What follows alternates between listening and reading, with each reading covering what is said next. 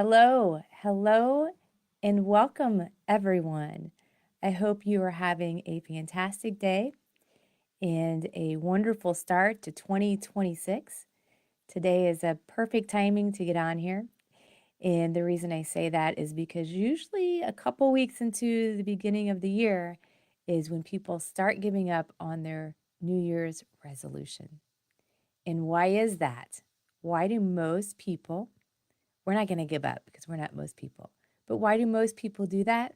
It's because of their paradigms. It's because of their systems, what they're used to, instead of moving forward into the new. It's their programming. Their old programming pulls them back. So today I wanted to I went through this exercise and it was great for me, just a series of questions. And if it was good for me, it might be good for you too. So I wanted to just share some questions that you could ask yourself just as a reflection of 2025 and then as a way to set your vision for 2026. And maybe you've already went through and thought about 2026 and what your goals would be and but just stick with me. Maybe this will help you clarify them even more. Maybe you'll come up with some more ideas, okay? So the first thing is it's always good to reflect on the prior year. So reflection back on 2025. So here's some questions. What are you genuinely proud of from 2025 that you accomplished? What are you genuinely proud of? What accomplishments in 2025? I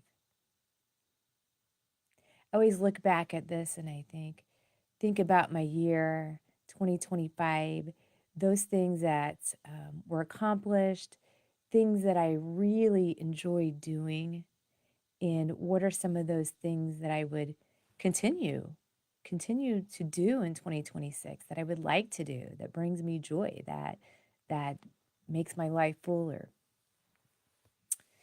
Reflecting on 2025, where did you show consistency, courage, or persistence? And what did 2025 teach you about yourself? What did you learn about yourself last year? And what lessons were presented to you? What lessons did you learn and grow from? And I think that's important.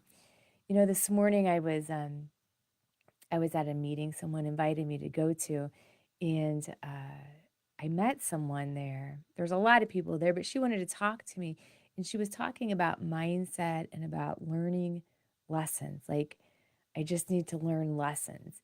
And what I was telling her was, the lessons will always be there. We're always continuing our lessons, our journey.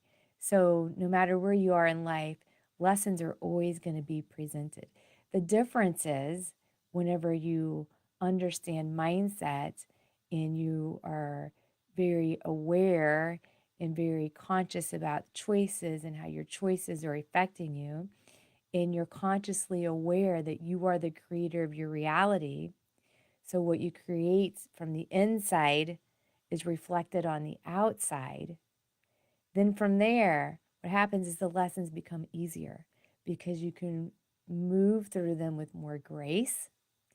You can also identify them a lot earlier in the process because your paradigms, those how you're programmed internally just based off the life experiences, that those paradigms are attracting things to you. And we're always growing. So you can identify your paradigms fairly quickly whenever you become consciously aware of what's going on your outside. And whenever you choose to be responsible for everything that's being created in your life. So it's just moving through the lessons with more ease and with more grace, identifying them a lot sooner instead of seeing the same lesson repeat over and over and over, because sometimes that can be a painful experience. All right, so let's move on to the reflection questions for 2026, okay? And So, have you set any goals for 2026? So, let's think about some areas in in your life, the areas of my life that I looked at, where it might help you set the vision. You really want to paint the vision as if you can see it.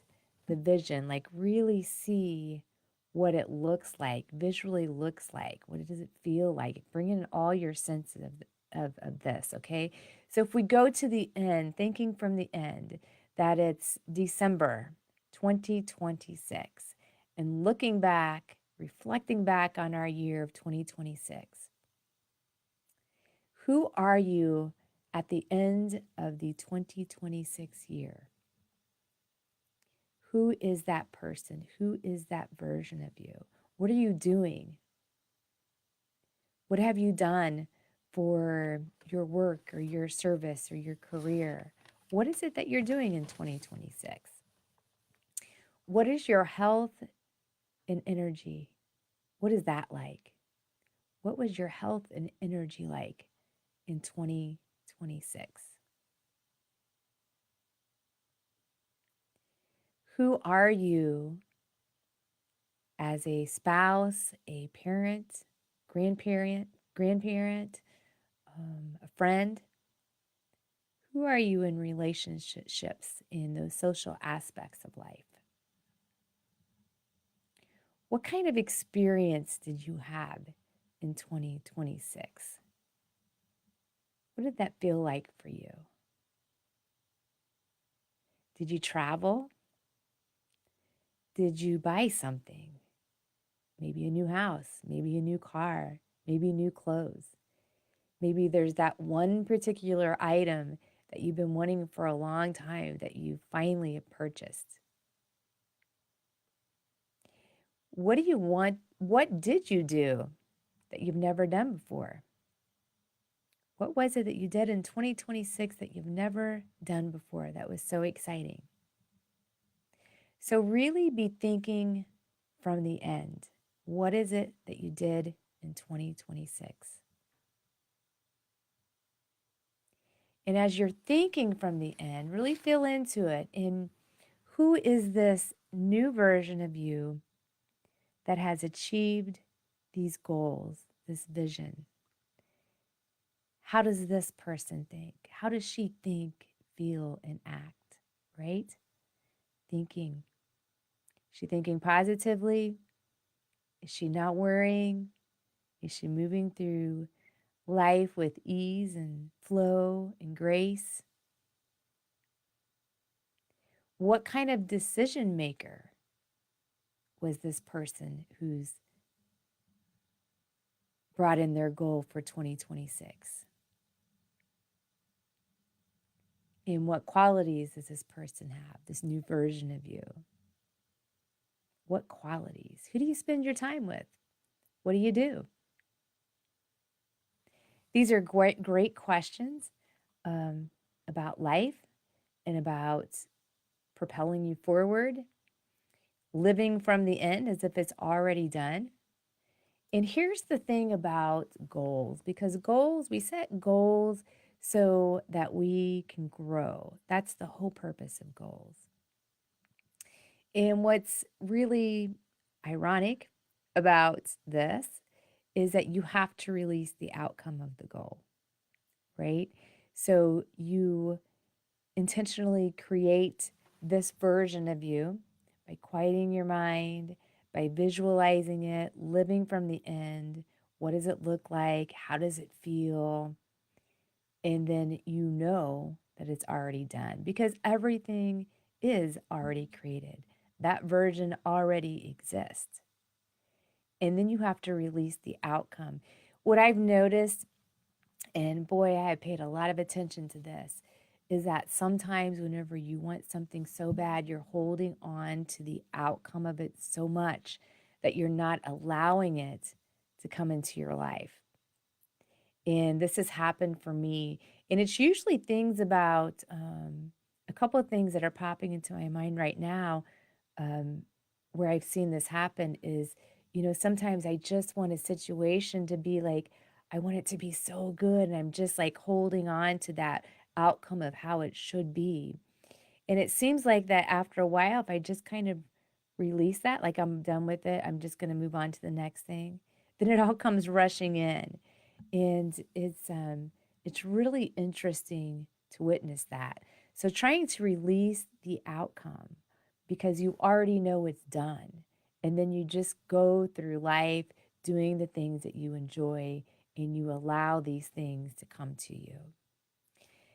People who understand the law of attraction and who have been living it into their life and who have been really consciously aware of what's happening on the outside know that without a shadow of a doubt that that's how this universe is designed. Law of attraction, your thoughts, feelings, and actions. Whatever you're thinking, feeling, and your actions must match that too. That sends out a huge signal, and that is what you're attracting back into your life. That's just the way it is. Studying it and then experiencing it, becoming aware of it, you can keep fine tuning it and tuning it until you can create with such precision that it's phenomenal. It's just phenomenal. I was preparing for, I have a book club that's going on this year. So I was preparing for that because the first book that we're reading, let's see here, I want to make sure you can see this, is this book here, which is a fantastic book, The Secret by Rhonda Byrne. That's our January book. And it's all about the law of attraction. It has a lot of people giving their experiences. And I love it because it's from different flavors of life, right? You have some scientists, you have some leadership, you have different people that are giving their advice on how this works in their life. But there's one that stood out to me particularly that I just want to read today because we talk about abundance a lot. What does abundance mean to you? What does abundance mean to you? And there was a quote in here by James Ray, which really, really resonated for me because I have studied what people think abundance means. And I think this captures all of it. So let me just read it to you if this helps with it. But he says, I find so many people who make a tremendous amount of money, but their relationships stink. And that's not wealth. That's not the full abundance. You can go after the money and you might get rich, but it doesn't guarantee you'll be wealthy. I'm not suggesting that money isn't part of wealth. It absolutely is. But it's only a part. And then I meet a lot of people who are spiritual, but they're sick and broke all the time. And that's not wealth either. Life is meant to be abundant in all these areas.